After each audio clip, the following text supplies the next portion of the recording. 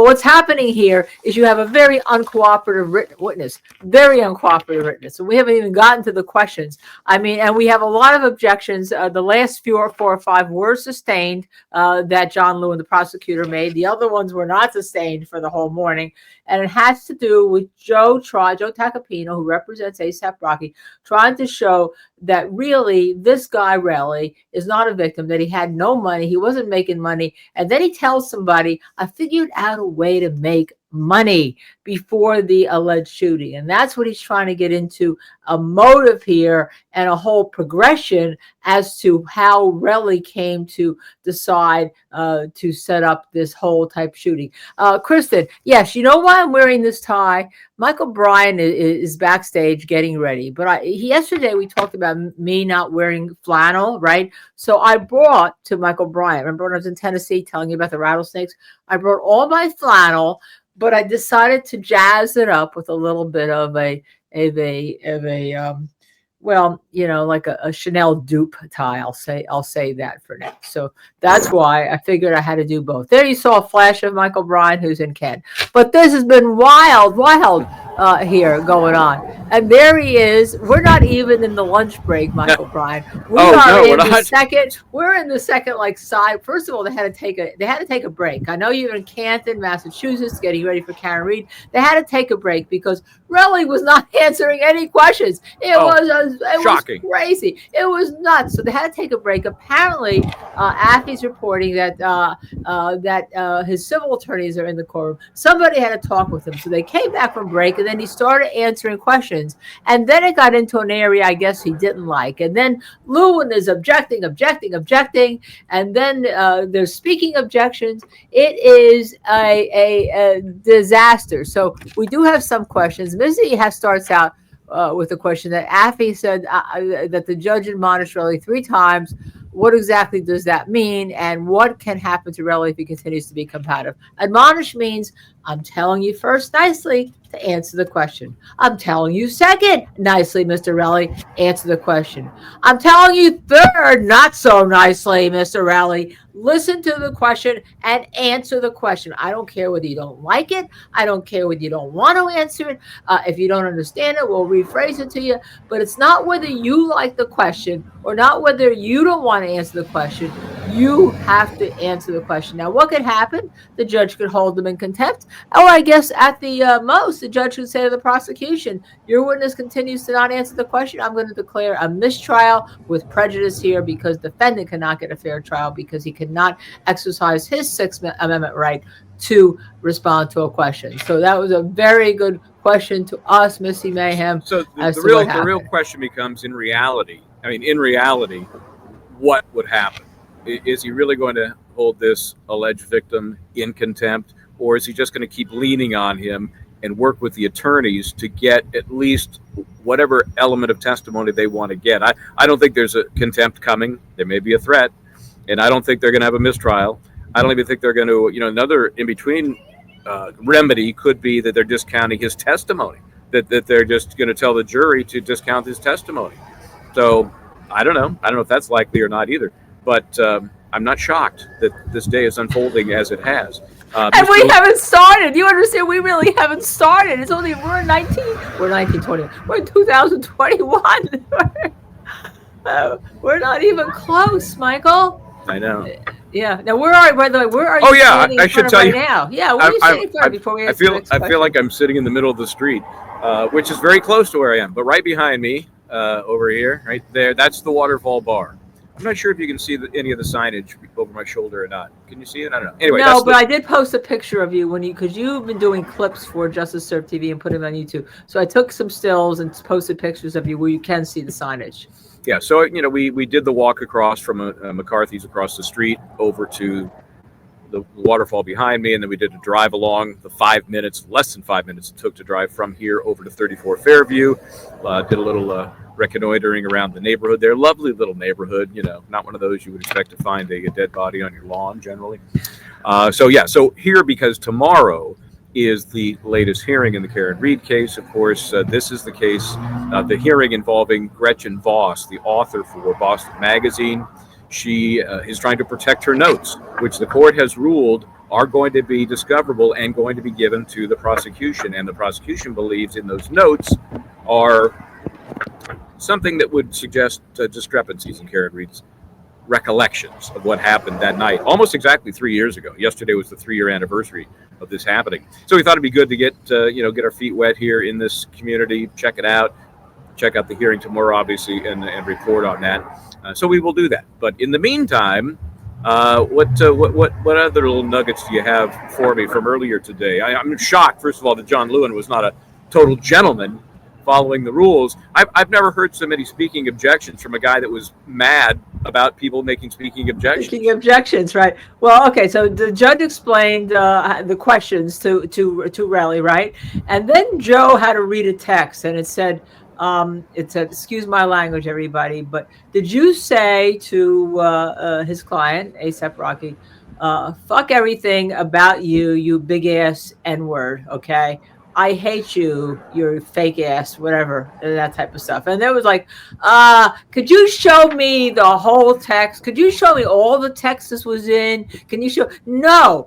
Answer the question. Did you do this? So they had to go through it, and the judge told me to answer the question. He meant yes, he wrote that text. Okay, that was like an important beginning. All right. In 2021, he told people you were a millionaire. He was didn't you? He said, yes, no, I don't remember. Well, Joe says, it's a multiple choice. You got all three. You got all three answers in there. You got all three answers. Yes, no, I don't remember. Okay, because he actually said that. Yes, no, I don't remember. And then Lewin was objecting, and the judge says, "Well, you need to answer the question." And then there was some funny thing, and everyone will remember here. I wrote like a boss. Like a boss, talking about the judge saying, I think he was talking to Lewin or something like that, or Lewin talking about the judge. It was really kind of a funny moment. Okay. And then Joe was showing him his Instagram, and he said, why are you showing my Instagram to people? He said, because you said that you didn't have an online presence. And apparently his Instagram after this shows him on a jet plane and all. And also he says, yeah, you just have to answer the question. The judge actually said, you just have to answer the question, because he didn't want to answer the questions about his Instagram pages either. He said, you called me an extortionist. You called me an extortionist. And then Lewin starts objecting. This was like what you got out of it, I think, from what our viewers are getting out of it, is that this is an uncooperative witness. Let's start with that, okay? And he's already hostile. So to answer your question, Missy, he's already hostile. You can declare a hostile witness when you don't call somebody. So I call a police officer. Well, I call a police officer, but he's not on my side. But he starts treating me really hostile. Even though I called him, I can ask the court to declare him a hostile witness if he won't give me an answer. But he's already a hostile witness because he's on cross-examination. Joe doesn't call him. He is hostile, and you can treat him as a hostile witness, and you can do anything you do to a hostile witness. So if you get the idea, that's what it's been like this morning. Boy, so far. Yeah, and usually that hostile witness categorization is if it's one of your witnesses who Right. isn't, happy to be there. In theory, every cross-examination, every witness in cross-examination is hostile. Michael, or add into that, tell us, or if there's a named party, right? Right. Right. And tell everybody what this means, what that means. Which part? Which part of that? Hostile, all of it. Well, it just means that the witness is not cooperating even with the simplest of answers, and so therefore you're allowed to lead them a little bit more, be more suggestive in your questions, because they are being obstreperous, one of my favorite words, and even the most simple questions, like the ones where you answer yes, no, I don't remember. That was his answer. That was his answer. Yeah, it wasn't like you can answer yes, no, I don't remember. He answered, did you tell 2021 you told people you're going to be a millionaire? And he said yes, no, I don't remember. That was his answer. So let's talk about why he's upset. He's upset about these social media posts, right? Well, dude, you're the guy that said my life was a living hell after he was outed as having a fight of some sort. with ASAP Rocky. Well, you said that guy. You're the guy that said people stopped following you. Your clients stopped following you. The record company stopped following you. Well, here's your online presence looking pretty good, dude. So, sorry, but that's the way it works. If you're going to make statements like that and we have evidence to the contrary, we're throwing it out there for the jury. Kristen Vasquez asks, "Is this the first time Joe and this DA had a trial together?" From what I understand, yes, this is the first time that they've had a trial together. But you see, the great thing about if you're Joe Tacopino in this, first of all, you've got Richard Gabriel and you have Michelle Ward, who are the trial consultants. I'm not going to say jury because they consult on every aspect of the trial. Who probably been in trials with Lewin. They know him. They know what he's about. They know how he acts. And they can prep you. Also, John Lewin was on tape for the whole Durst trial, so everyone can see how he acts, what he objects to, what his aura is. Whereas Joe's trials have generally not been on tape. When he represented Donald Trump, for instance, that was federal court. So while Joe has a reputation, you don't have that fount of information where people can like John Lewin can go and see, let's see Joe Tacopino's trial. They just have knowledge of his reputation. So that answers that. Kristen, you have a second question. Why does the judge keep sustaining every question? That was in the area where the judge felt Lewin kept objecting. The judge felt there wasn't a basis for some of the bank records and all that. Joe hadn't established the basis, but then he finally did, and we went to how much money you had in the bank. Joe, answer a question here, Michael. Like in 2021, I don't remember the actual month. Did you have $4,000 in the bank? I had a lot of bank accounts. Well, how about your main bank account? Well, I had a lot of main bank accounts. And then there started being objection that there wasn't the foundation laid. Really, what it was is that there probably wasn't the foundation. But normally, these are questions you don't have to ask the foundation for, right? Well, yeah, I'm assuming that Tacopina has some documents that support the question he was asking, so that he could, he could throw it in his face. If he's no, I did not. Well, what about this? Here's this document. Doesn't it show that you had X in the bank at that point? But he never got that far, because the witness is not even cooperating to that degree to just say yes or no.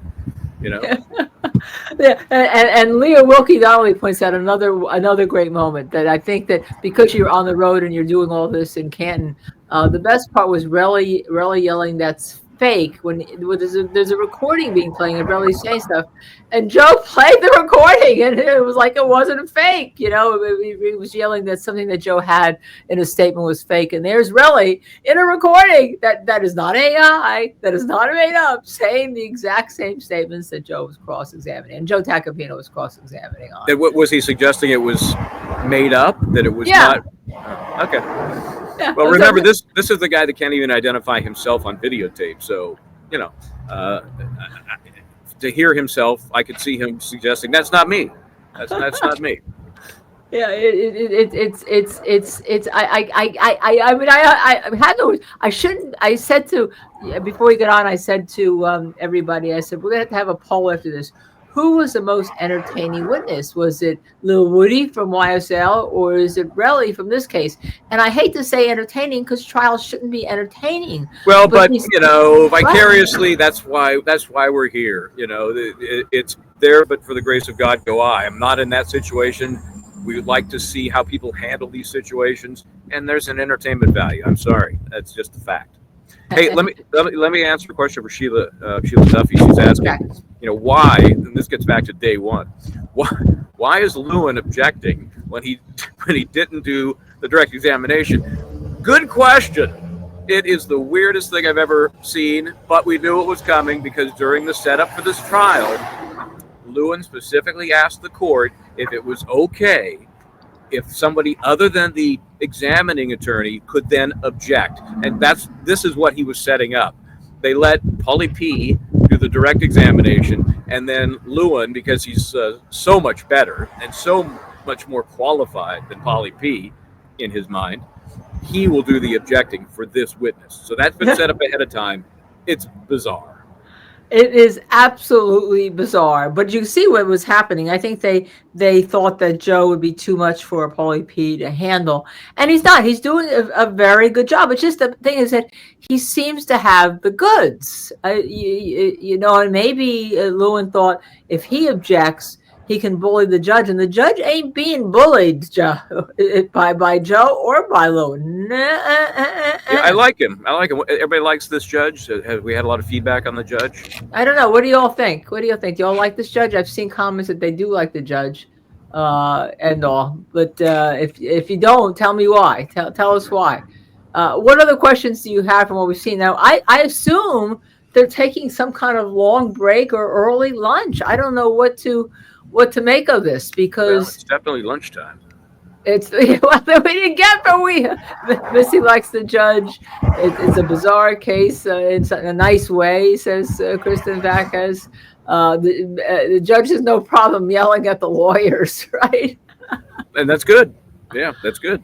Yeah, It's his courtroom, you know? Yeah.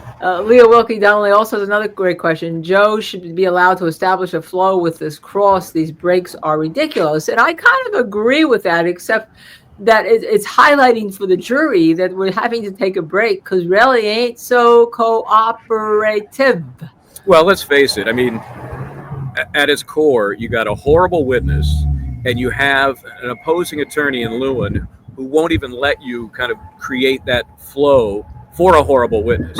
So it's a sloppy mess, and there's no easy way to clean it up when you have all of these horrible elements: bad witness, obstreperous attorney making objections. But it's not going to be. This ain't going to be, the second half of watching a Law and Order episode, right? I don't know. It's judges trying to certainly keep order. As Kristen pointed out, he leaned against the wall and he told the attorneys to stop. And we've all been there. We've all been there when we're in a case that said we're going back and forth. And the judge says, stop, just stop. You sit down over here and you sit over there. You go to your quarters, It's or the no squabble zone. That's what he said. The no squabble zone. The no squabble zone. But he really has a handle. And I also think he has a handle on Lewin too, right? Because Lewin was like, then started with the speaking objections. It was like, no speaking objections. And then Joe says no speaking objections. And the judge says no speaking objections. At one point, I wasn't sure who was answering because they were all like saying the same thing, stop with the speaking objections. And he would do that if he couldn't win the main objection, right? If it was a ruling against him. So are people beeping at you there? Are people beeping at you there? Oh no, that's I think there's some cops going by, and there's a train station right there. I mean, if I had some orange cones, I'd put them around me, but I do not. Well, let me ask you this, because let me just go off ASAP Rocky for a second. And by the way, Riri is in the courtroom. And apparently, before I do that, really civil attorneys are in the courtroom. Now, we know that supposedly it was Ben Chu and Camille Vasquez who took the case, even though Ben is at a new firm. But I don't know whether he went to the same firm that Camille's at. I don't know what the situation is. By the way, I'll have to look it up because he texted it to me. So I have to look it up. By the way, they're breaking for 90 minutes is the new hot off the press. 90 minutes. Well, now, can Joe mention to Relly, you have your civil attorney sitting here in the courtroom? Could he say that? Oh, sure. I'm sure he could, because the lawsuit's going to come up because it was talked about on direct, right? That door was opened. I know there's going to be a fight about it, but that door was open when Relly offered, a yes or no answer was no, because I'm suing him for defamation. So, that's why he didn't want to talk to the defense attorney prior to trial when the judge made that offer. So to me, that barn door is open. Now, I don't know how the judge is going to rule, but I don't know how much more open it can be when the witness has acknowledged filing a lawsuit against the attorney that is now questioning him. So, Michael, I have another one to ask you. Okay, what if Relly then says, I'm not going to answer any more questions? What's the remedy? I mean, you got the civil attorneys there; they won't be too happy with that. But what if he says, I don't want to answer any more questions? Well, then it's on the judge to decide. One of the things we've already talked about is going to be held in contempt, where he could be hauled off. See ya. Or is he going to have his testimony limited as a result of that? I mean, those are the options. he's either going to have his testimony limited or he's going to be hauled out if the judge is serious about enforcing his, what, 2 warnings he's had now, 3 warnings? 3 warnings. He's had three admonitions already. I think 3 strikes and you're out. I think, yeah. I think that's it. But you know how judges are. We saw this in the Fonnie Willis case. Remember when she was the witness admonished a number of times, by the judge when Fonnie was the witness. Yeah. He never did anything. So, No, that's sometimes true. I mean, it's a hollow threat. Yeah, but this is like, so these are, my notes are literally a page and a half, because all I kept writing down was objection, overruled, objection, overruled. What do you mean by that? Why are you asking me these questions? What does that have to, Relly would say, what does that have to do with the lawsuit? And that's when the judge would say, nicely explain to him, you have to answer the question. It's not for you to decide what it has to do with the lawsuit. Joe asked him 2 different questions. He had 2 different answers. One was in a videotape and one was in court. And he said, well, which one is true? And really he says, I don't know what you want to hear. Okay. You forgot to tell me that part of the script. Where am I on this story? Yeah. Now, let me ask you another question, okay? So if his civil attorneys are there and he's in the middle of cross-examination, we know that the prosecutors can't talk to your witness. When you put a witness on, you cannot then talk to your witness when they're in the middle of cross-examination. You can't, right. Unless the judge says, I'm giving you permission to talk to him, to tell him to answer the questions. The judge could do that.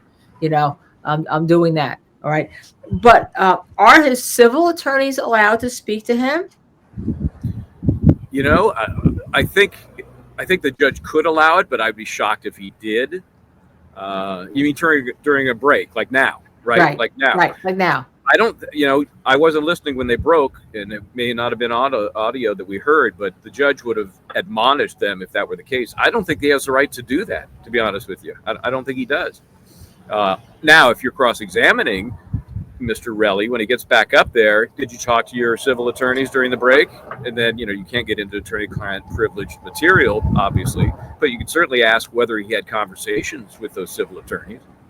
Yeah. So then there was another thing I'll get your opinion on. And at one point, Joe Tacopino was asking Relly about, well, you said that you had clients and they left you. Who did you have before this incident? I don't want to name names. Yeah. Who did you have after I don't want to name names. He actually said, I'd rather not name names. So he did put the rather in there.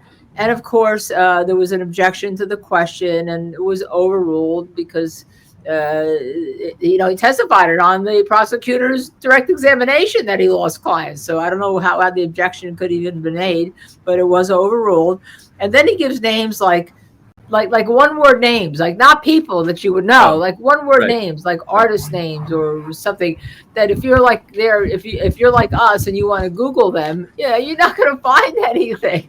What I think is interesting is you got 2 different things happening here. With the criminal case, obviously, it goes to his credibility. If he says he's lost all this work, and if you don't believe him on that front, maybe you don't believe him on the events that he says happened that night.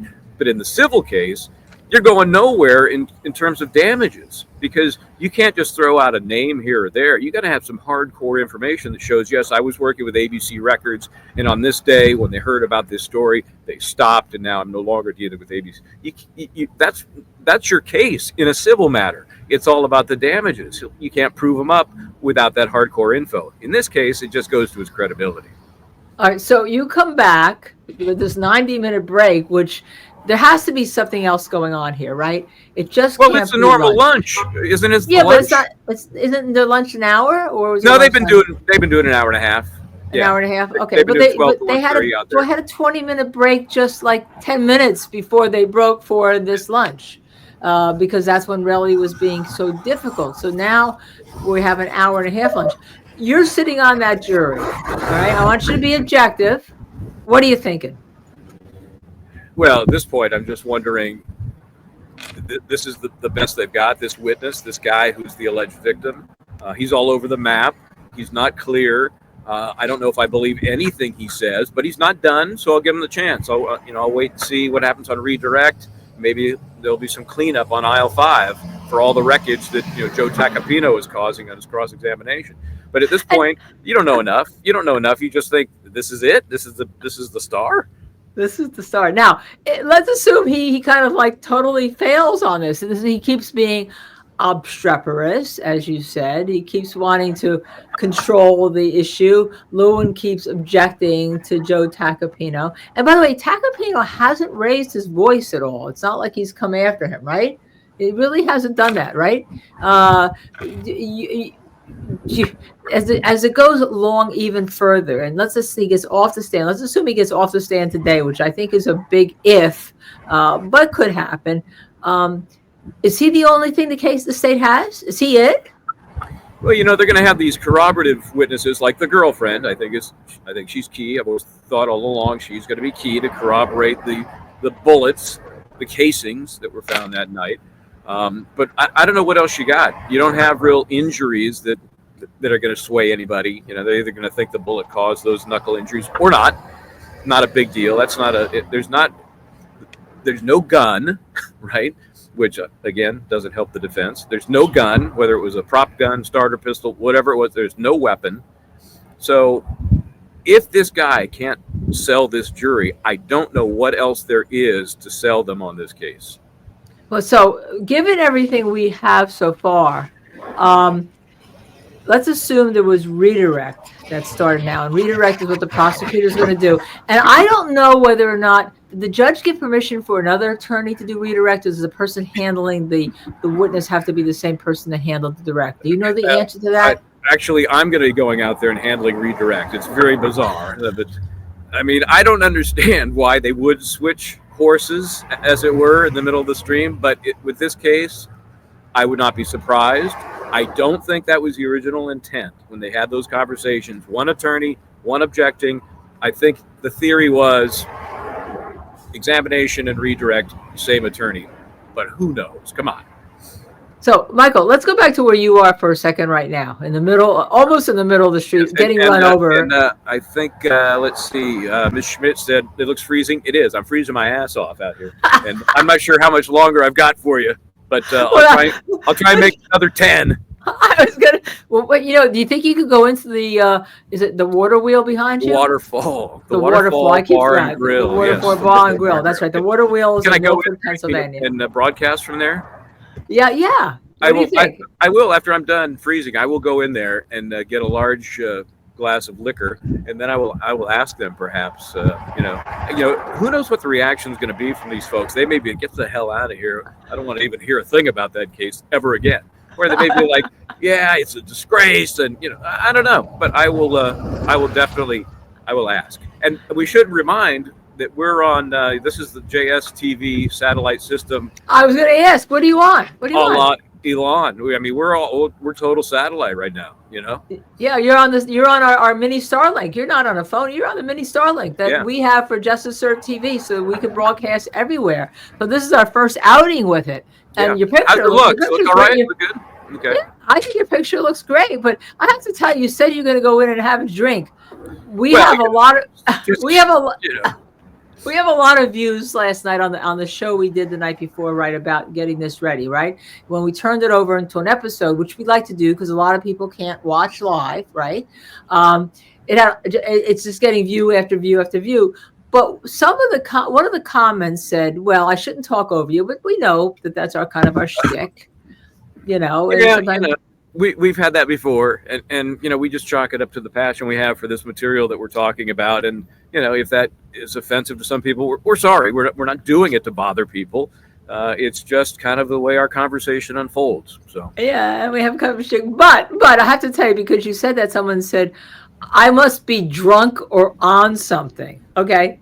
Oh, somebody said that? Oh, I didn't see that one. I guess they don't know me. No. I guess they don't know my passion, and I guess they don't know that you've been with me. You know that I. And you don't even drink. I don't even drink. Yeah. I mean, I'm allergic to wine, so that's not a good thing. And the only thing I can drink is very high-end champagne. My husband will say, of course, which I just generally don't do. And I don't take drugs, so I don't know. You're just high on life. I am. I'm high, actually high on life. I love speaking to you. We love doing this show together. And if you're not in a courtroom passionately, and in a courtroom, I can be a little bit more sedate, as you all know, because you've all watched me in a courtroom. But if you're not passionate about what you do, why do it? Yep, that's right. Oh, wait, I think my train's here. Go, Well, get on well, the you know train. what? Maybe you should go into the Fall, the waterfall. waterfall Okay, I'm gonna bar. do that. I'm gonna do that. I'm gonna leave this with you, and I'll go in there and see what's happening or not happening. Yeah, and I'll continue to try to answer some questions, see what else we have, see what else is going on. I see Missy. Missy had to leave us all, by the way, because she had to go to. She posted it, a PT appointment, and then hopefully she'll be back before court comes back. But I think we should let Michael I'm get I'm, out of the I'm going to cold. abandon you. Yes. And, Okay. and look, if you want to come back on, you're in that waterfall bar, and they want to talk. I'll check in. I'll see Hey. where you guys are in the process when I warm up a little bit. Okay. Talk to you later. Bye. Thank you, Michael, for joining us. But boy, what a show that we have going on here. So let's go back and just rehash some of the things that have happened in this situation. We saw that Rayleigh. We started that Rayleigh had sent messages to Rocky, including to suck, and it was an N word. Now I'm not going to say it. Okay. We saw that the Tacopino was trying to talk about how Relly had this incredible lifestyle that he was portraying to people, but that he was really broke. All we heard is at one point he had $4,000 in one bank account and maybe $600 in another bank account. So he really was broke. We heard questionings about Relly saying to people that he finally figured out a way to make money. So this is going to go to the motive that Joe Tacopino, the attorney for ASAP Rocky, is trying to show that this was all planned, and maybe planned in haste because he needed money, and then he started to get jealous of the lifestyle that ASAP Rocky had, having common law wife Rihanna, who, by the way, is in the courtroom again today, apparently in the front row again. The judge had to keep admonishing Relly to answer questions, to stop volunteering information, and that even if you don't like the question, you have to answer it. And then apparently there was something about a jacket, and it may have been Prada. If I don't hear Chanel, I kind of put it out of my mind, just laughing a little bit. But it's something about linking Prada. It ain't about money. I ain't linking you, but he thinks that Joe said that linking was liking. And then Relly kept getting very, very, very, very, like turning in his chair. I don't know if you saw it. He kind of turns his legs out of the stool, and the jurors had to be ushered out at one point. There was a break, and then they came back, and Relly seemed to be a little bit better when he answered those questions when he came back. And then it started again. It started an absolute again. Now, Kay Schmidt asks, are Benshu and Camille Vasquez in the courtroom? There's civil attorneys there, but no one, unless you go on X and see, I don't know if the civil attorneys are those civil attorneys. Sometimes you don't send your top people to court to watch a trial. But I'm not sure they're going to necessarily want to see or have Mr. Relly as a client, no matter who they are after this, because this is a kind of a mess. Now, Kristen, you asked, Joe showed some humor. What kind of humor? Okay. What kind of humor do you mean? Because I'll tell you what, between the text messages we had yesterday, which I have here, and some of the text messages we have today, I think I have to go to school on how you text. Okay. Bob Bianchi last week had a funny thing where he was dressed in his EMT outfit, because God bless Bob. After all these years, and after being the head prosecutor in Morris County, New Jersey, after all these years, he went back and we got recertified as an EMT, an emergency medical technician. And on Monday nights from 6 p.m. to 6 a.m., he's on duty. He's on duty, even though he's a full-time lawyer. And he went into like a quick store, like a 7-Eleven if we were in New Jersey, or some other quick store to pick up something. And the guy looked at him and said, just looked at him in his outfit with his little everything on him and said, you have Riz, you have unstated Riz. And Bob didn't know what that meant. And he had to come out and ask his generation, his Gen Z person, was that good or was that bad? Okay. Oh yeah. Okay. Kristen, it's a Hummer. You're like me. I can't type worth a damn. As you all found out this morning when I was trying to type on YouTube to answer your questions, right? And I was trying to do these are a problem. The nails are a problem. And if I try to speak it, YouTube for some reason doesn't like my New Jersey accent.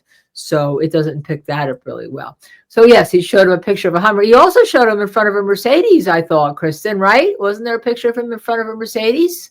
African D says, oh, Relly is also suing civilly. Yikes. Yes. Yes. As a matter of fact, that's the great thing. He called the lawyer. He supposedly gets shot, right? Supposedly gets shot. He calls the lawyer the next day, and he says he may have called one the night he was shot, but he calls the lawyer the next day, and then he has to wait for the lawyer to call him back. And all. He doesn't go to the emergency room. He doesn't call 911. He goes back to the scene allegedly to pick up the casings or any bullets that supposedly he thought there were 4 shots and there were only 2. And he says, well, I found the casings right away, just right away. What he didn't know is that the police had already been to that exact specific spot, according to the defense in their opening. And even the first police officer testified, the son of the Beverly Hills, not Beverly Hills, the Housewives of Beverly Hills. Is that it? Is that the show? Okay. One of the Housewives show. And he was a really good witness. And, they had everything. They had everything covered. They had, they didn't find anything. They didn't find any evidence of a shot. They didn't find any evidence of, since the bullets didn't hit supposedly Relly, they supposedly grazed him. They didn't find any evidence of windows broken. They found no evidence of a shooting at all. And yet then right thereafter, Relly goes to the scene, supposedly with his girlfriend, who's not shown in the video. And supposedly he picks up shell casings that the police didn't find and says, here, I've got these shell casings. And then allegedly he goes to the hospital. Someone said they did hear him say that he went to the hospital a few days later. Apparently, I think it was a week later in New York. But no one is going to come in here and say, I can say definitively, I'll guarantee you that these are those things on the knuckles, which look like they're from falling down. Actually, when you fall down, what do? You put your hands out, right? You either get your bottoms of your hands or your knuckles to try to fall. And those don't look like, to me, they don't look like graze wounds at all. So African D says this all sings like a setup, right? Kristen, you said, sorry, Linda, I'm trying to learn the keys on this dark computer. My kids got me this dark computer. Is that it? Dark may be the wrong word. And I was using my phone. Maybe it is dark. Maybe I'll just use my phone. Well, I can't type on my phone or on the iPad I have sitting next to me or on the computer I have sitting in front of you. So I'm a triple. I can't type. It doesn't really matter. But yeah, so if you all had the vote right now, do you think Relly is credible? All right, I want to see some answers here. Do you think he's credible? And then let me give you that's question A. The question B I have, who do you think is a more entertaining witness? Sorry to be saying this in a very important trial, so because every trial is important. Was it Lil Woody from YSL, or was it is it Relly? Okay, is it ASAP Relly? African D says no, not credible at all. 311 fan, nope, not credible at all. Kristen Vasquez says, I'm done, Linda. Sheila Duffy, nope, not credible at all. So I guess if Michael Bryan ever gets to put up a poll, which, he is on double duty today. I mean, he is, he drove 2.5 hours this morning to Canton. I love this one. Mama Bug 107. Woody, Relly is just a moron. That's the best. Let me put that one up if I can. Let me put that one up, and I'm going to take a screenshot of that if you don't mind, okay? Because I just love that answer. Thank you, Mama Bug 107.